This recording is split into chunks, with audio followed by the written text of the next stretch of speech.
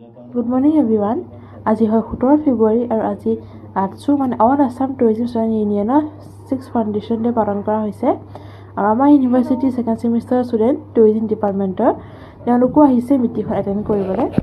এয়া প্ৰথমতে annual general meeting হৈছে, তাৰপিছত দুমুখতি এৱাৰ্ড শ্ব' হ'ব আৰু আজি ইলেকশ্যনো আছে।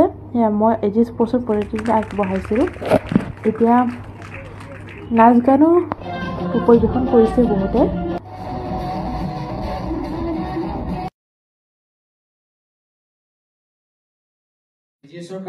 আৰু এতিয়া আমাৰ ৰিজাল্টসমূহ ওলাইছে আৰু সকলোৱে মোক তেওঁলোকৰ বহুমূল্য ভোটটো দি জয়যুক্ত কৰিলে এজিএছ পষ্টৰ কাৰণে।